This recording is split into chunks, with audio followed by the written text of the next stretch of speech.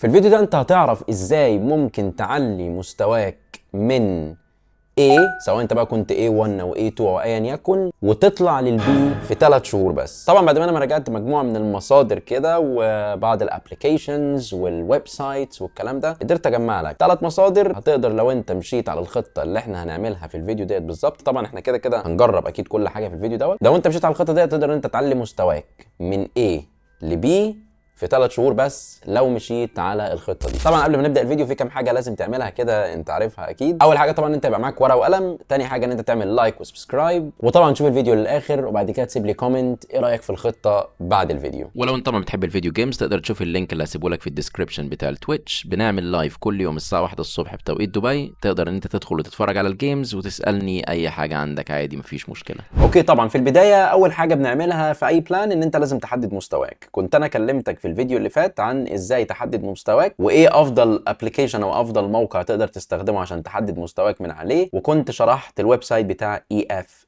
Set. طبعا ده افضل ويب سايت تقدر تحدد مستواك من عليه. كنت انا شرحت لك ازاي تعمل ده في الفيديو اللي فات، بس هشرح لك كده دلوقتي بسرعه لو انت يعني ما شفتش الفيديو اللي فات. بص يا معلم، دي واجهه الموقع. انت كل اللي انت بتعمله انت بتدخل على Test Your English Now، وبيظهر لك طبعا بعض الاوبشنز اللي انت تقدر من خلالها تحدد مستواك. عندك في طبعا تحدد مستواك في 90 دقيقه، ده بيكون شامل كل حاجه reading writing listening speaking وهكذا. طبعا ممكن تحدد مستواك في 50 دقيقه، وطبعا لو انت ما عندكش وقت ممكن تاخد ال 15 minute quiz. طبعا وهنا جايب لك 10 جمل انت المفروض تقراهم وتبدا تختار افضل كلمه تحطها او الكلمه المناسبه اللي انت تحطها ما بين النقط هنا. طبعا خلينا ناخد الجمله دي كده كمثال. يعني هو انا بيقول له can you take it to the وحاطط لك سبيس Peter is in there cooking dinner. هل انت هتختار breakfast nook ولا dining room ولا sitting room ولا kitchen؟ اكيد طبعا افضل اجابه او الحل الامثل هو kitchen. وبعد كده تدوس next. طبعا بيدخلك على الجمله اللي بعدها وبيبدا ان هو يعد فوق انت حليت قد ايه وناقص لك قد ايه. لازم تاخد بالك طبعا من التايمر اللي موجود هنا عندك، ولازم تلتزم بيه علشان ما يوقعكش في السكور، لان انت مثلا ممكن تكون هتاخد وقت مثلا تروح تتشيك مثلا على النت او مثلا تشوف تشات جي بي تي او كده. لا، هو ده الويب سايت دوت عايزك ان انت تحل بمجهودك وتحل بنفسك علشان يقدر يحدد مستواك الفعلي ايه. طبعا اكيد بشرح لك موضوع تحديد المستوى ده بسرعه لان احنا اتكلمنا فيه قبل كده، ولكن برضو انت عشان تاخد البلان ديت لازم تبدا بتحديد المستوى في الاول. اوكي، بعد ما انت حددت بقى مستواك وعرفت مستواك هيكون ايه، انت مثلا هنفترض ان انت لسه في البدايه، يعني انت مثلا A1 او A2 لان دي الخطه اللي احنا شغالين عليها دلوقتي. هنبدا ننزل ابلكيشن اسمه دوالينجو او تدخل على الويب سايت بتاعهم. تختار طبعا في الويب سايت دوت ان انت عايز تتعلم اللغه الانجليزيه. بعد كده بيفتح معاك الابلكيشن، بتدوس متابعه عادي جدا. طبعا بيبدا يسالك حاجات كده يعني شائعه، انت عرفت مثلا الابلكيشن بتاعنا منين، عايز تتعلم ايه، ومستواك ايه دلوقتي. طبعا انت ممكن تختار مثلا ايه اي حاجه كده في البدايه، تقول له مثلا هتعلم 15 دقيقه كل يوم. بعد كده هنا بيقول لك انت عايز تبدا من الصفر ولا تحدد مستواك. اوكي، هنختار مثلا ان احنا نبدا من الصفر. طبعا في البدايه بيبدا يجيب لك مثلا بعض الكلمات كده السهله في الاول. هنا مثلا بيقول لك اي واحده من دول شاي، طبعا انت بتختار الشاي. بعد كده بيبدا يجيب لك كلمات تانية وهكذا وهكذا لحد ما يجيب لك كلمات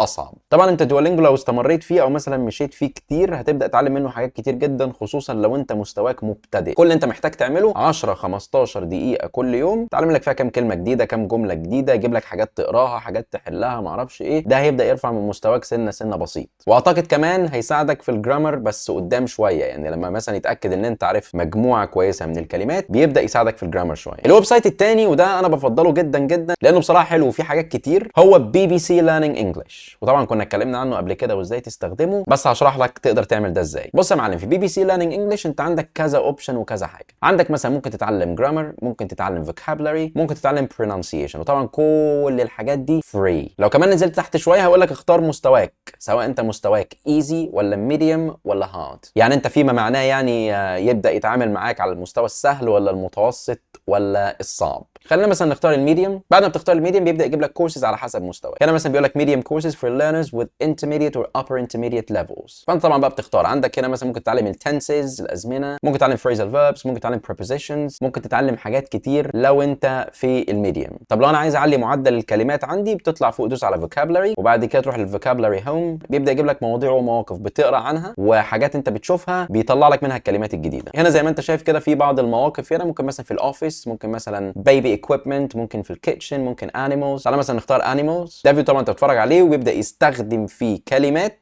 وبعد كده بيبدا يشرح لك الكلمات اللي كانت هنا في الفيديو. طبعا الكلمات دي سهله جدا او الحاجات دي بسيطه جدا لان انت لو مستواك ضعيف ده الكلام ده هيفيدك جدا يعني. طبعا ممكن تدوس مور فوق وتدوس على كلمه بودكاست، وده عشان تسمع بودكاست. والبودكاست ده خلي بالك هيفيدك جدا جدا جدا في موضوع البرونانسيشن والليسننج. اول ما بتفتح البودكاست بيقول لك اور بودكاست، بتنزل تحت يا معلم بتلاقي كل البودكاست اللي موجوده عندهم. عندك في 6 minutes English، وعندك في English grammar، وعندك في English vocabulary. طبعا انت بقى بتبدا تنوع، انت مثلا عايز تسمع مثلا حاجه ليها علاقه بالفوكابلري، تسمع مثلا pronunciation اكتر، grammar اكتر، وهكذا. طبعا البودكاست هيفيدك في الموضوع ده كويس جدا. اخر ويب سايت بقى هتستخدمه هو English Class 101. طبعا اول ما تفتح الويب سايت بيظهر لك بالشكل ده، بتدوس next تحت بيقول لك what's your level. انت طبعا حددت مستواك قبل كده، فانت مثلا مستواك لسه beginner، فهنختار مثلا beginner. هنا طبعا بعد ما بتفتح الابلكيشن طبعا هو في جزء فيه مجاني وفي جزء فيه بفلوس. طبعا احنا محتاجين الجزء المجاني، مش محتاجين الجزء اللي بفلوس خالص. هتدخل طبعا تحت هتلاقي ان انت level 2. هنا بيقول لك level 2 American English. طبعا انت لسه مش فارق معاك سواء American او British لان انت لسه في البدايه. فهنا انت ممكن تاخد assessment. الاسسمنت دوت عباره عن 40 سؤال، بيبدا ان هو يحدد فيهم، هو يبدا يعلمك ايه بالظبط وايه الحاجات اللي انت ضعيف فيها والحاجات اللي انت قوي فيها. يعني زي ما يكون بيحدد مستواك علشان يدخلك على الليسن اللي هيبدا يشرحه لك. وهنا طبعا بيجيب لك الجيرني بتاعتك، انت مثلا وصلت لايه وخلصت ايه وامتحنت لحد قد ايه. في الاول هو بيديك التست علشان يحدد نقاط الضعف والقوه عندك، بعد كده بيديك اول كلاس او اول ليسن، وبعد كده بيديك عليه اختبار او 2 أو 3، وبعد كده بيدخل على تاني ليسن، وبعد كده بيديك عليه 3 اختبارات، وهكذا وهكذا وهكذا لحد طبعا ما تخلص الكورس معاه كامل، تاخد ال 30 كلاس، وبعد كده بتلاقي مستواك طبعا رفع. وده طبعا بيبقى الجيرني بتاعتك، فانت تبقى عارف انت وصلت لايه وحددت ايه، وانت مثلا كويس في لحد كده ولا لا. طبعا لو انت لسه عندك مشكله ولا حاجه ممكن ترجع تعيد الكلاس تاني ويمتحنك فيه مره تاني. اهم حاجه ان انت حاول ما تعملش سكيب لاي حاجه، وتاخد كل الكلاسز اللي هو حاططها لك، وبعد كده تدخل تمتحن وتحل بمجهودك. في الاخر طبعا هنا بيديك الجريد بتاعك، بيقول لك مثلا انت جبت كام في المية، وكمان بيقول لك الكلمات الجديده اللي انت اتعلمتها خلال الرحله بتاعتك معاه. طبعا انا شايف من وجهه نظري ان الويب سايت دوت كويس جدا، لان هو هيشجعك ان انت تشتغل وهيشجعك ان انت تتعلم ويعرفك انت واقف فين وهتكمل منين. فانا شايف طبعا ان هو ويب سايت كويس جدا، انت ممكن تستخدمه لو انت مثلا شخص بتكسل شويه. وبس كده. طبعا لو انت شفت الفيديو للاخر وهتمشي على البلان اللي احنا عملناه في الفيديو دوت، كل الحاجات اللي احنا قلناها، اكيد مستواك يعلى من A ل B في 3 شهور، وبعد كده ممكن تحدد مستواك تاني وتتاكد من ده بنفسك. طبعا لو كملت الفيديو للاخر ما تنساش تعمل لايك وسبسكرايب وتسيب لي كومنت، واشوفكم في فيديو جديد.